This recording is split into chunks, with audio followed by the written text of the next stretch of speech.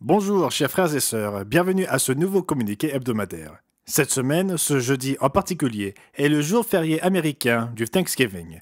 La conséquence, de nombreuses personnes ici au bureau voyagent pour retrouver leur famille et leurs proches pendant ce long week-end. C'est le cas de M. Weston, il n'est donc pas présent pour l'enregistrement de cette vidéo. M. et Mme Weston sont en déplacement pour rendre visite à leur famille dans le Missouri. M. Ames et Mme Ames sont aussi en déplacement. Ils rendent visite à leur famille dans le grand État du Texas. Si vous les rencontrez, tout ce que nous vous demandons, c'est de nous les rendre dans le même bon état que vous les avez trouvés. Nous espérons que vos déplacements se passeront bien, et pour tous ceux qui sont en transit au cours de ce long week-end, nous prions pour que vos voyages se passent bien et que vous soyez en sécurité. En parlant de M. Weston, il me semble qu'il avait mentionné dans le communiqué vidéo de la semaine dernière qu'il était en train de finaliser une émission de télévision intitulée 2024 selon la prophétie. Il l'a enregistrée et elle se trouve à présent entre les mains expertes de l'équipe de télévision. Ces émissions que nous diffusons au début de chaque année, l'année dernière 2023 selon la prophétie, l'année précédente 2022 selon la prophétie et maintenant 2024, sont en fait des émissions très populaires. Elles font l'objet d'un grand nombre de vues. Et nous travaillons d'arrache-pied pour nous assurer qu'elle ne tombe pas dans le sensationnalisme, ni qu'elle ne soit pas trop osée, mais qu'elle donne à tous des enseignements fort utiles sur la situation actuelle et sur ce qui se passe dans le monde. Et bien sûr, à l'heure actuelle, compte tenu de tout ce qui se passe en Israël et dans le monde entier, c'est le bon moment de donner à nos téléspectateurs des informations puisées dans la Bible afin qu'ils puissent comprendre ce qui se passe à la lumière de la parole de Dieu. J'espère donc que vous prierez pour l'équipe de télévision qui prépare rapidement cette émission afin qu'elle soit diffusée dans le monde entier au début de l'année 2024. Nous avons des nouvelles inquiétantes en provenance de Birmanie, transmises par notre ministre, M. Tuwa Lebey, via M. Rob Tyler. Nos frères et sœurs près de l'État de Chine, environ 40 membres, près de cet État en Birmanie, traversent des circonstances difficiles dans le village de Karin.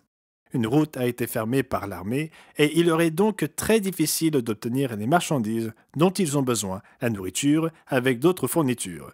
Ils peuvent encore récolter leur rizière. C'est une nouvelle encourageante. En même temps, il s'agit d'une situation très difficile. Ils ne peuvent pas fuir parce que la route qui mène à l'aéroport est bloquée et nous ne savons pas quand cette route sera rouverte. Les frères et sœurs sont dans une situation très difficile. Par l'intermédiaire de messieurs Lebey et Tyler, ils nous ont contactés. J'espère donc que vous prierez pour nos membres en Birmanie. Ils nous demandent de prier pour leur sécurité et nous espérons que vous voudrez bien implorer Dieu en leur faveur. Nous avons d'autres nouvelles de M. Tyler concernant l'archipel des Fidji. Si vous ne savez pas où cela se trouve, il vous suffit de repérer Vanuatu sur une map monde et de vous diriger vers l'est. Si vous ne savez pas où se trouve Vanuatu, je suppose que vous pouvez trouver les Fidji en vous orientant vers l'ouest. Et là, aux Fidji, nous avons eu quelques conférences du monde demain réussies. Beaucoup de semences ont été plantées et plusieurs familles et individus nous rejoignent sur l'île principale des Fidji. M. Paul Kearns y retournera dans quelques semaines. Mais nous avons des personnes dans quelques villes, dont celle de Suva et à l'ouest celle de Nadi. Déjà avec plusieurs membres, c'est merveilleux de voir cette région se développer.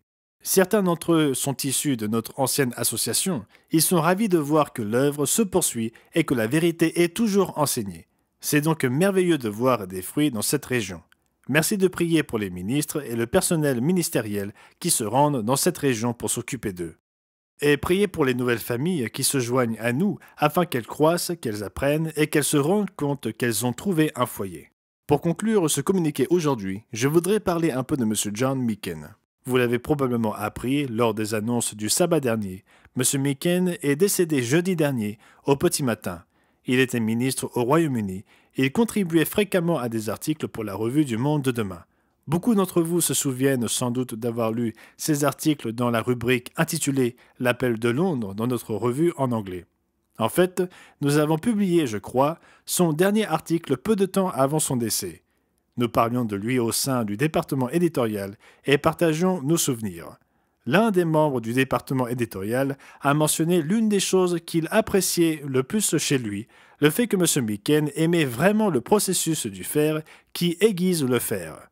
Nous évoquions le fait que même si les articles dans l'Appel de Londres comptent généralement entre 1200 et 1250 mots, il lui arrivait, lorsqu'il nous envoyait l'article, de nous envoyer également un courrier de 3000 mots dans lequel il discutait de l'article et nous demandait notre avis à son sujet. Il semblait vraiment apprécier ces échanges fraternels dans des moments qui permettent à deux individus d'en ressortir plus efficaces.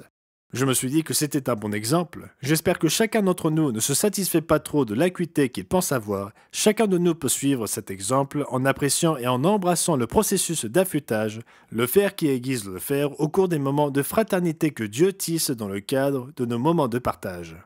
C'est tout ce que nous avons pour le communiqué de ce jour, pour la semaine se terminant le 25 novembre 2023. Où que vous vous trouviez, je vous souhaite un merveilleux sabbat.